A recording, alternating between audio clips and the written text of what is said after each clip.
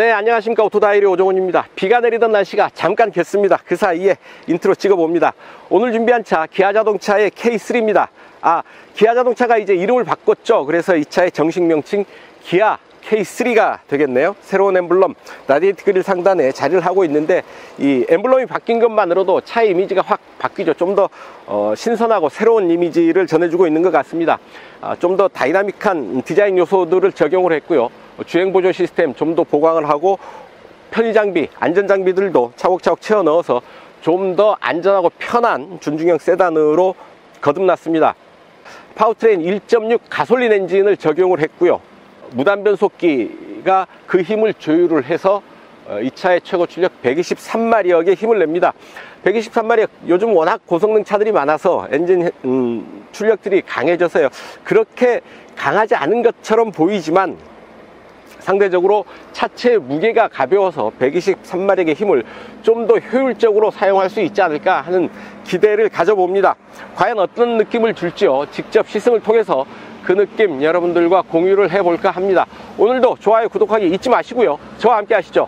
네, 운전석에 앉았습니다. 인테리어 잠깐 살펴볼 텐데요. 일단 컬러가 눈에 확 들어오죠. 신형 모델로 교체되면서 인테리어 컬러로 새로 추가된 오렌지 브라운 컬러를 적용을 하고 있습니다. 실내 운전석에 들어오는 느낌이 순간적으로 환해집니다. 계기판은 10.25인치 슈퍼비전 클러스터로 적용이 되어 있고요. 센터페이시아에 역시 10.25인치 터치스크린 모니터를 적용을 하고 있는데요. 내비게이션 전체 화면을 보든지 분할 화면으로 보든지 할 수가 있을 테고요. 이런 메뉴들로 홈 화면이 구성되어 있고요. 지도 보시면 아주 깔끔한 그래픽을 통해서 유보 내비게이션 지도를 마주할 수가 있을 테고요. 공조 시스템, 외부 공기 유입 방지 기능 되어 있고, 결로 발생 저감, 오토 디포그 이런 기능들 적용되어 있고요. 기아페이 시스템, 차에서 내비게이션 모니터를 통해서 결제를 할 수 있는 부분이고요. 일단 이런 그 페이 시스템, 결제 기능을 적용하고 있는 차는 현재로선 국내에서는 현대기아 차가 유일하죠. 후석 취침 모드도 되어 있네요. 이 기능을 적용을 하면 그러니까 앞에 있는 스피커만 활성화되어 있고 뒤쪽 스피커는 비활성화되는 거죠. 그리고 활성화되어 있는 스피커도 볼륨이 제한되고요. 자연의 소리, 이런 부분들 들릴 수가 있습니다. 생기 넘치는 숲, 잔잔한 파도, 비 오는 하루.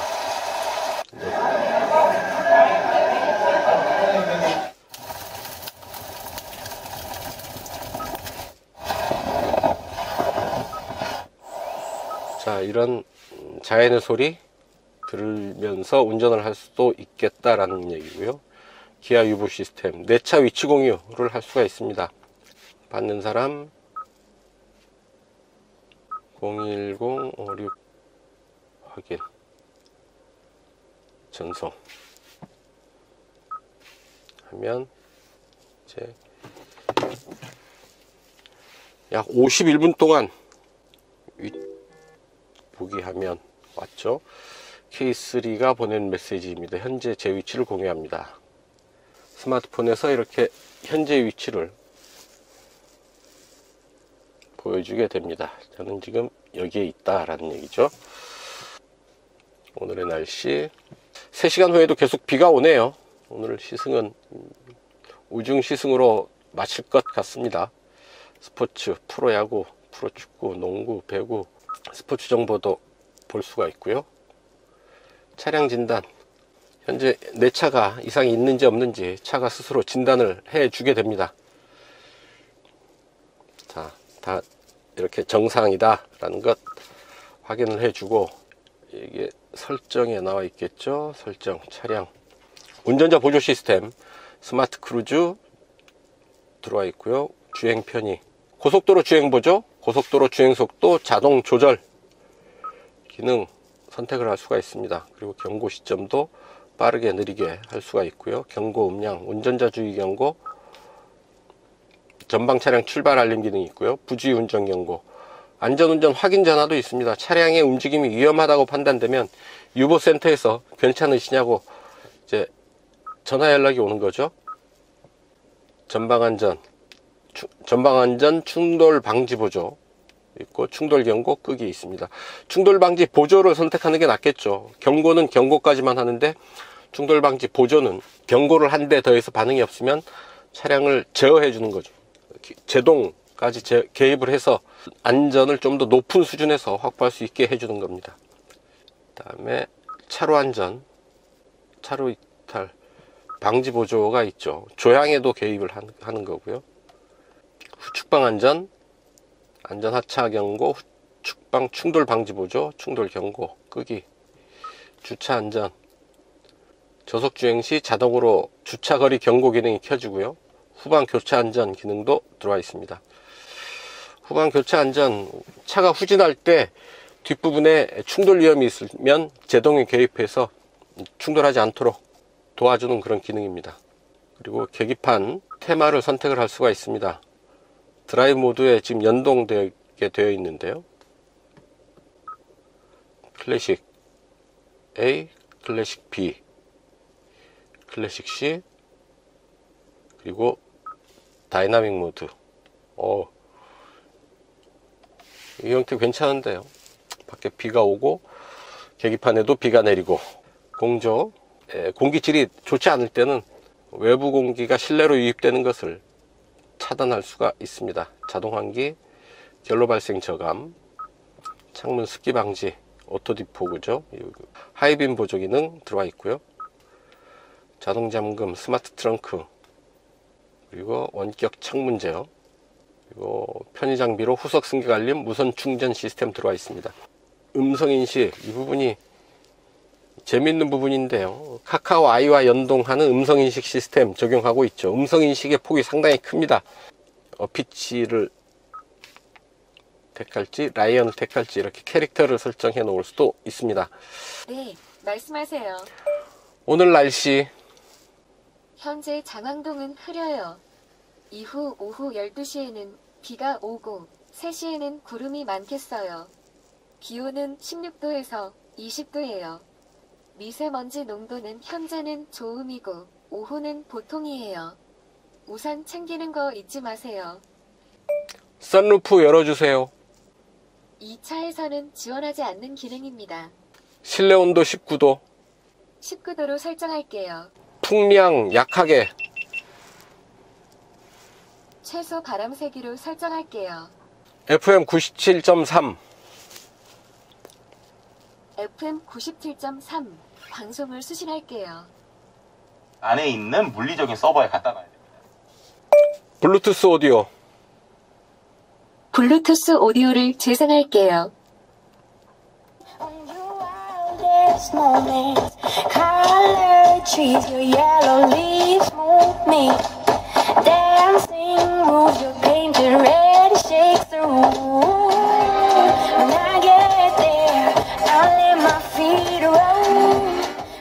자, 소리 괜찮죠? 참고로 이 차에는 크렐 오디오 시스템 적용되어 있다는 점 말씀을 드립니다.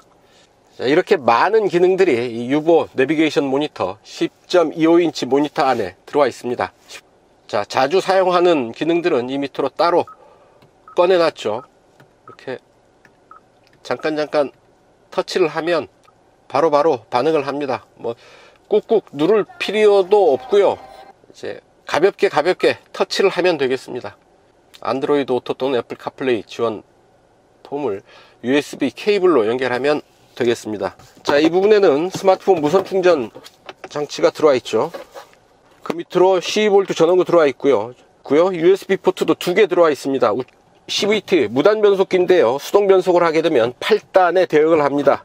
좌우로 운전석 조수석, 냉풍 시트, 그리고 열선 시트 각각 3단계로 조절을 할 수가 있고요.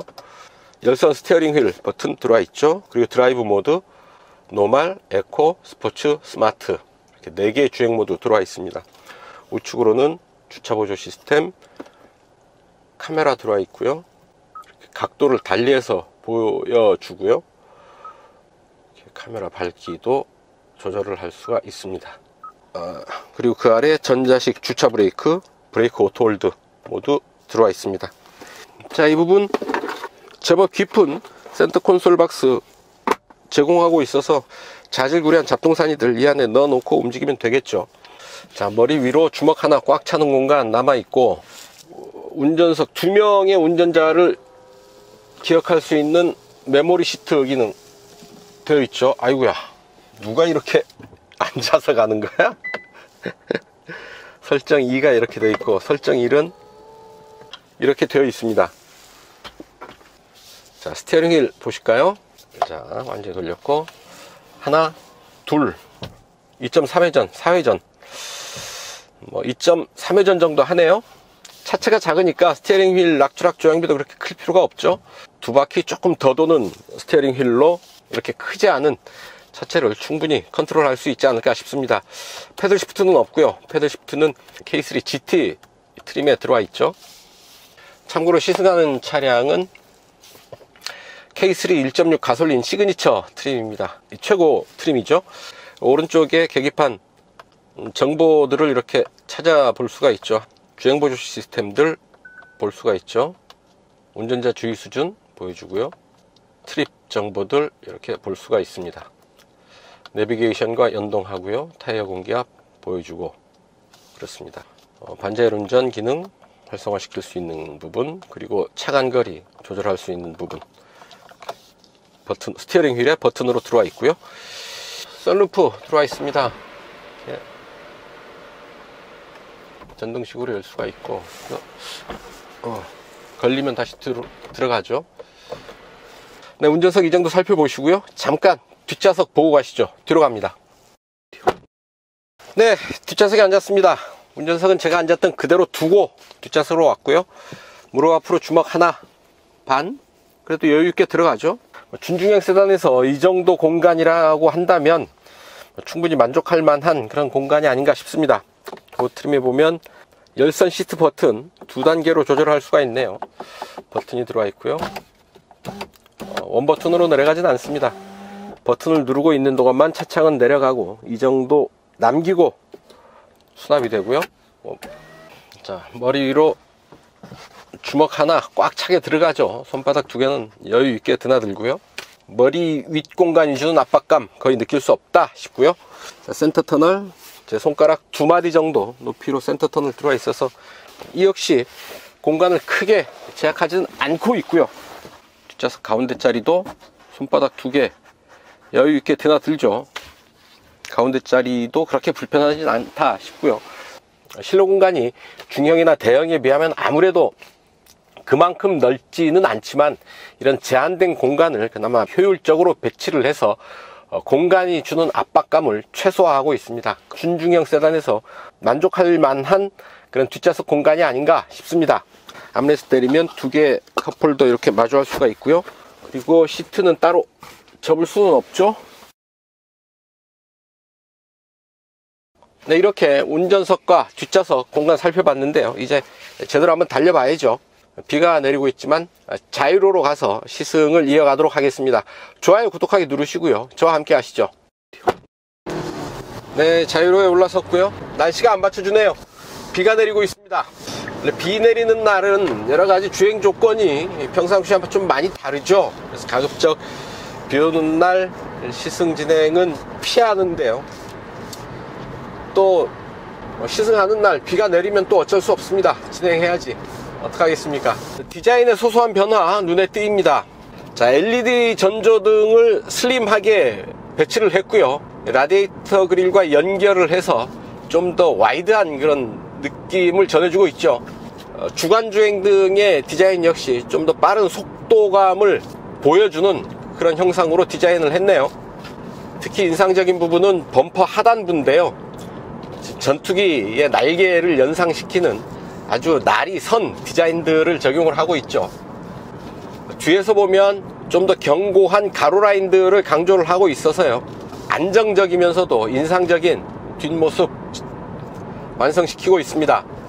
규칙적인 패턴이 계속 반복되는 길 그렇게 거칠지 않게 지나가네요. 후측방에서 장애물이 있다라는 것 계기판에서 보여주고 있죠. 자, 소리 한번 들어볼까요? 시속 80인데요 그렇게 시끄럽지 않죠. 조용한 실내 보여주고 있고요. 자, 비가 내려서 노면이 젖어 있을 때 노면 소음이 살짝 줄어드는 효과가 생기는 그 구간이 있습니다. 아주 흥건하게 젖어버리면 타이어와 노면 사이에 고인 빗물의 그 소리가 좀 더 크게 들리게 되지만, 적당히 젖은 정도의 상태에서는 오히려 노면 소음이 줄어드는 효과가 생기죠. 내리는 빗물이 노면의 이물질들을 제거해주고, 또한 타이어와 노면 사이에 적당한 빗물이 위치하면서 소음 발생을 좀 줄여주는 효과가 생기는 거죠. 지금이 딱 그 정도의 상태, 그 정도의 노면 상태가 아닌가 싶습니다. 바람소리 아주 잔잔하게 들어오고 있습니다. 자, 시속 90에서 이 정도의 소음, 크게 신경 쓰이지 않을 정도의 소음이고요. 노면의 굴곡을 따라서 타이어가 흔들리는 느낌 전해지고 있습니다. 앞에 맥퍼슨, 뒤쪽에 토션빔 타입의 서스펜션인데요. 노면 충격을 지날 때 통통 튀는 느낌 없잖아 있습니다만, 전체적으로 주행의 품질, 주행의 느낌 제법 우수하다 싶습니다. 조용하고요. 노면 충격에 대해서도 적당한 수준의 탄성을 유지를 하면서 차체의 균형을 잡아가고 있습니다. 1.6 가솔린 엔진의 CVT, 그러니까 무단 변속기 조합으로 구성되어 있는데요. 변속 레버를 왼쪽으로 밀면 바로 스포츠 모드가 되네요. 앞차와의 차간 거리를 유지를 하면서 정해진 속도 이내로 움직이고 있고요. 차로는 오른쪽으로 돌아 나가고 있습니다. 차로의 중앙을 거의 정확하게 유지를 하면서 지금 돌아 나가고 있죠.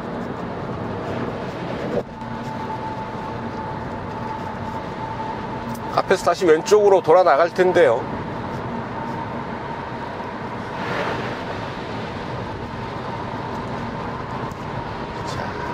이런 정도의 주행보조 시스템 적용하고 있다라는 것, 상당히 높은 수준의 주행보조 시스템을 적용을 하고 있는 겁니다. 이 차 준중형 세단이죠.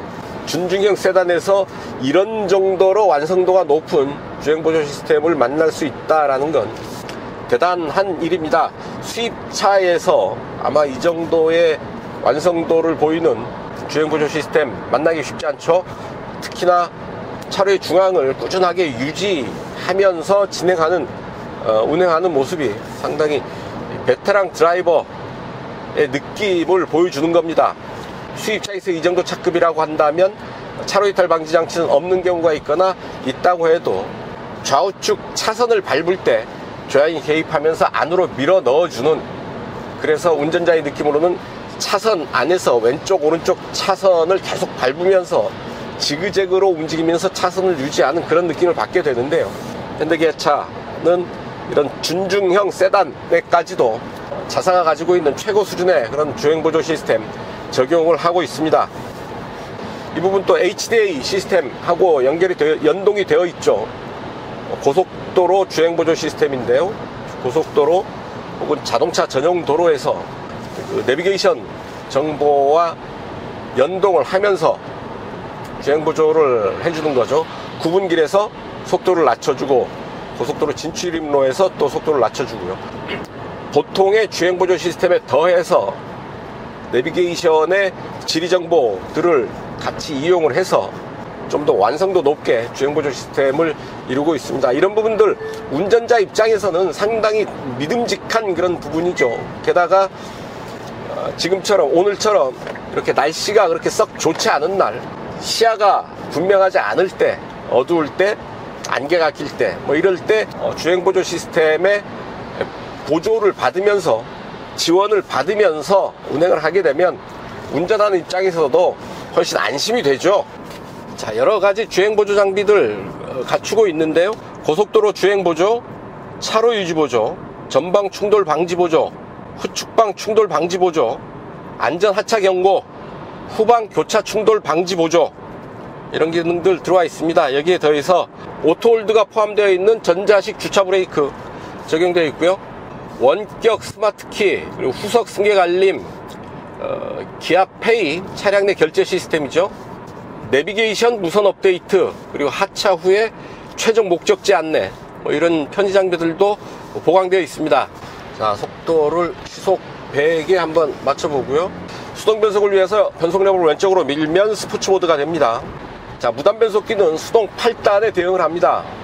8단 1800, 7, 6, 5, 4, 3, 3단 5800, 8단 1800 구간에서 시속 100km를 커버를 하는데요. 엔진 배기량의 제한 때문에 엔진 회전수는 조금 더 높게 사용하고 있지 않나 싶습니다. 자, 좀 달려보죠. 자, 충분히 높은 속도로 달려주고 있습니다. 오늘 비가 내려서 노면이 많이 미끄럽습니다. 무리할 필요는 없겠죠. 잠깐 달려봤는데 역시 고속 주행에서 뭐 괜찮은 주행 반응 보여주고는 있지만 아무래도 좀 차체가 가벼운 상태로 빨리 달리는 주행의 느낌, 그렇게 딱 가라앉는, 중심이 딱 잡혀있는 그런 안정감 있는 모습, 주행 반응은 아닙니다. 가벼운 차체가 살짝 뜨는 듯한 그런 느낌, 숨길 수는 없고요. 또한 무게가 앞으로 쏠려 있는 구조죠. FF 앞바퀴 굴림 방식인데요. 오늘 노면도 살짝 미끄럽고 그래서 차의 뒷부분이, 뒷타이어가 그냥 큰 부동력 없이 쫓아오는 느낌. 고속에서는 아무래도 좀 신경이 쓰입니다. 이 차 타고 그렇게 고속으로 달리는 일 많지는 않을 테고요. 그런 고성능을 원하신다면 그 1.6의 터보를 올린 GT 휨이 따로 있죠. 고성능을 원하신다면 K3 GT를 고려해 보시는 게 나을 테고요. 1.6 가솔린 엔진이라고 한다면 일상생활 영역에서 좀 더 편안하게 움직이게 되는 합리적인 준중형 세단 정도로 인식을 하시고 그런 용도에 맞게 이 차를 다루는 게 맞지 않을까 싶습니다. 자, 주행 모드는 노말, 에코, 스포츠, 스마트 이렇게 되어 있고요. 스마트 모드에서 이렇게 빨간색으로 가면 스포츠에 대응을 하는 것일 테고요. 엑셀 오프에서 하얗게 되면 좀 에코 모드에 가까운 그런 부분이겠죠. 스마트 모드도 조명의 컬러를 통해서 좀 판단을 할 수 있지 않을까 싶은 생각이 들고, 차체 무게, 그러니까 공차 중량이 1260kg입니다. 그렇게 무거운 편이 아니죠. 그렇게 강한 힘이 아니지만 움직임이 좀 가볍고 경쾌한 느낌이 있고요. 뭐 고속주행에서는 살짝 좀 뜨는 느낌도 받게 됩니다만, 뭐 중저속 구간에서라고 한다면 충분히 만족할 만한 그런 주행의 질감 만날 수 있지 않을까 싶습니다. 몸무게가 가벼우면 연비 효율도 좋겠죠. 자, 차체 무게가 가벼워서 상대적으로 힘을 좀 더 효율적으로 쓸 수가 있죠. 좀 더 강한 힘을 낼 때는 빠르게 속도를 올릴 수가 있을 테고요. 연비 운전을 할 때는 무게가 가벼워서 좀 더 높은 효율을 기대할 수가 있을 테고요. 네, 시속 100km에서 제동 한번 해보겠습니다. 지금 빗길이라서 미끄러운 편인데요. 좀 안전이 확보되어 있는 상태에서요. 제동을 해봅니다. 시속 100이고요. 자, 제동합니다. 하나, 둘, 셋.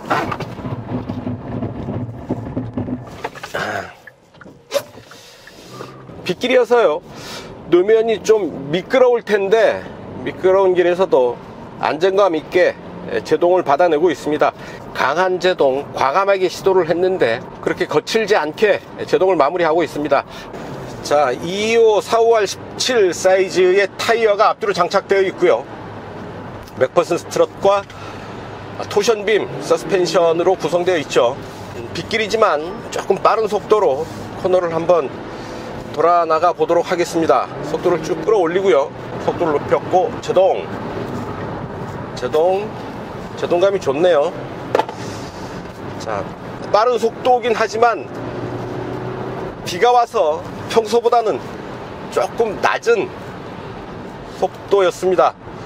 차체가 낮아서 거기에서 오는 안정감이 느껴지고요. 조금 더 강하게 조작을 했을 때 차체가 살짝 기우는 느낌, 속일 수 없었습니다. 강하고 단단한 세단이라기보다는 편안한 주행에 좀 더 포커싱한 준중형 세단이다, 그 성격이 코너에서 그대로 드러난다 싶습니다. 자, 그래서 이 차 판매 가격 얼마냐? 자, 1.6 가솔린에 모두 4개 트림을 적용을 하고 있죠. 시승하는 이 차는 기본 가격 2,425만원 정도의 시그니처 트림이고요. 풀옵션을 적용을 했습니다. 시승하는 이 차의 가격은 2,800만원 가량이 된다고 하는데요. 이런저런 주행 보유 장비들, 편의 장비들 다 적용한 가격이 2,800만원이라고 한다면 상당히 매력 있는 가격, 상당히 높은 가격 경쟁력을 가졌다 싶은데요. 여러분들 생각은 어떠신지 모르겠습니다. 직장 생활 처음 시작하는 젊은 층들 혹은 아이가 아직 크지 않은 어린아이를 가진 부모들이라고 한다면 K3 그래 괜찮은 선택이 되지 않을까 싶은 생각도 들고요. 아무래도 같은지만 현대차의 아반떼와 같은 플랫폼을 사용을 하고 있으니까 비교하지 않을 수 없죠. 구매하는 입장에서는 K3와 아반떼 비교해 본다면 K3의 상대적인 강점, 가격, 그리고 차별화된 디자인에 대한 호불호는 갈리겠죠. 아반떼가 더 좋다, 이제 K3가 더 좋다, 이런 부분들 있을 테고요. 가격은 K3가 조금은 더 낮습니다. 이런 부분에 매력을 느낄 수도 있을 테고요. 성능은 같은 파워트레인 사용하기 때문에 성능은 큰 차이 없고요. 이 차 공차 중량 1260km, 그러니까 1300km가 안 되고요. 그리고 최고 출력이 123마력이죠. 그러면 마력당 무게비 10kg 조금 넘는 정도의 마력당 무게비 보이게 됩니다. 그렇다고 한다면 11초 전후의 기록으로 시속 100km 주파할 수 있지 않을까 하는 짐작을 해보고요. 오늘 같은 경우 이제 비가 내리고 있어서 타이어의 그립, 노면의 상황 이런 부분들이 시속 100km 기록을 측정하기에는 적합한 조건이 아니어서 오늘 시속 100km 가속 테스트는 생략하기로 하겠습니다. 여러분들의 양해를 구하고요.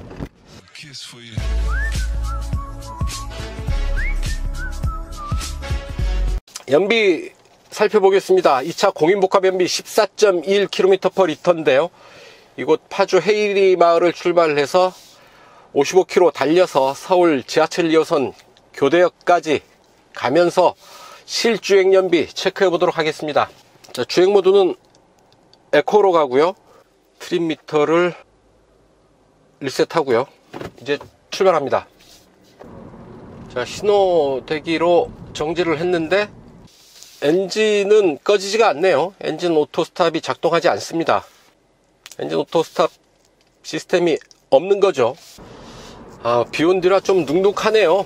에어컨 1단계로 틀어놓고 가겠습니다. 다시 비가 그쳤습니다. 화창한 날씨가 펼쳐지고 있고요. 오늘도 평화로운 자유로 본선에 올랐습니다. 네, 자유로 따라서 편안하게 달려왔습니다. 행주대교 방향으로 자유로 빠져나가야 하는 지점입니다. 연비 리터당 23km 보이고 있습니다. 네, 이 지점에서 이제 자유로 벗어나고요. 행주대교 건너서 올림픽대로로 이어가겠습니다. 이제 동작대교 남단에서 이수교 방향으로 빠져나갈 텐데요. 이곳까지 주행거리 50.4km, 주행시간 49분, 평균 연비 리터당 23.4 기록을 했습니다. 여기까지는 이제 자동차 전용 도로로 달려온 거고요. 여기에서 약 5km 정도 시내주행 도심 구간 통과하겠습니다. 네, 도심 구간도 대체로 수월하게 지나왔습니다. 간간히 오르막 내리막이 있어서 연비는 좀 뒷걸음질 쳤고요. 시승의 마지막을 연비 테스트로 하게 되는데요. 연비 테스트 마칠 때마다 오늘도 끝났구나, 오늘도 무사히 시승을 마쳤구나 하는 안도감이 듭니다. 이렇게 경제운전 하게 되면 안전운전의 효과도 크죠. 과속, 급출발, 급제동 피하게 되니까요. 연비운전 하게 되면 안전운전의 효과도 큽니다. 대신에 약간 좀 지루하죠. 좀 졸린 면도 없잖아 있는데요. 정신 바짝 차려서 마지막까지 안전운전 하도록 하겠습니다. 여러분도 평소 운전하실 때 꼭 안전운전 하십시오. 앞차 따라서 정지했고요. 자, 연비 21.5km/L 기록을 했습니다. 자, 파주를 출발해서 이곳 지하철 2호선 교대역까지 55.1km 되죠. 1시간 8분 동안 달려와서 평균 연비 리터당 21.5 기록을 했습니다. 공인복합 연비 14.1이죠. 공인복합 연비보다 훨씬 더 우수한 연비 역시 기록했다는 점 말씀을 드리고요. 어떤 차든 이렇게 경제운전 적극적으로 하게 되면 공인복합 연비 이상의 연비를 확인할 수 있다. 또한 안전운전의 효과도 크다라는 점 말씀을 드립니다. 네, 오늘도 무사히 시승 마쳤다는 보고 드리면서요. 기아 K3 연비 테스트 여기서 정리하겠습니다.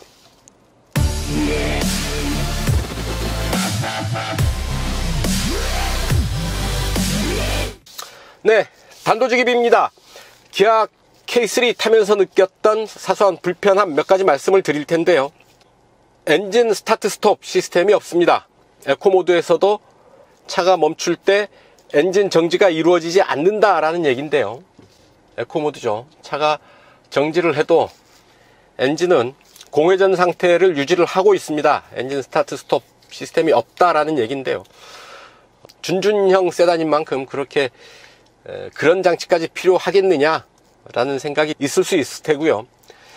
반대로 준중형 세단이니까 더 연비가 중요한 요소일 수가 있습니다. 그 연비에 지대한 영향을 미치는 부분, 엔진 오토 스타트 스톱 시스템 있어야 되지 않을까 하는 생각을 하게 되는데 없습니다. 자, 가속을 할 때 변속기에 가만히 손을 대보면 아주 미세한 진동이 잔잔하게 전해져 옵니다.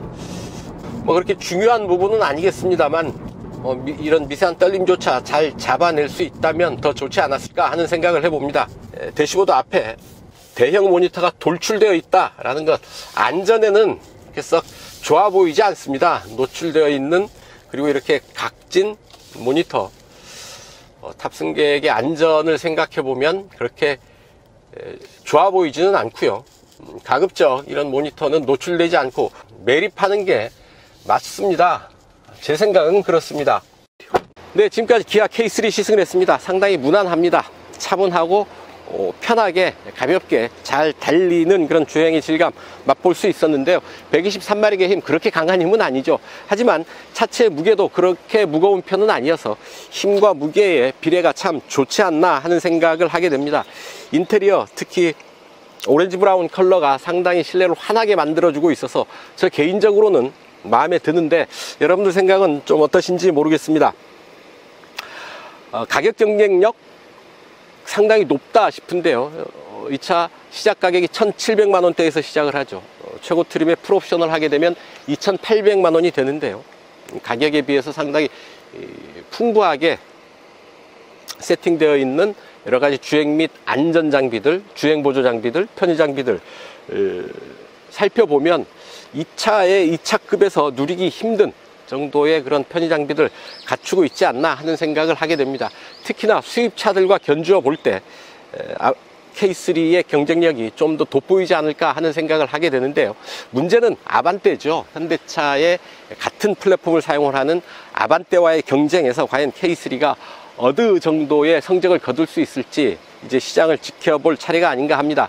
K3가 과연 아반떼를 추월할 수 있을지요. 오늘 시승 여기까지고요. 지금까지 저는 오토다이어리 오종훈이었습니다. 좋아요, 구독하기 눌러주시면 저는 물러가겠습니다. 시청해 주셔서 감사합니다.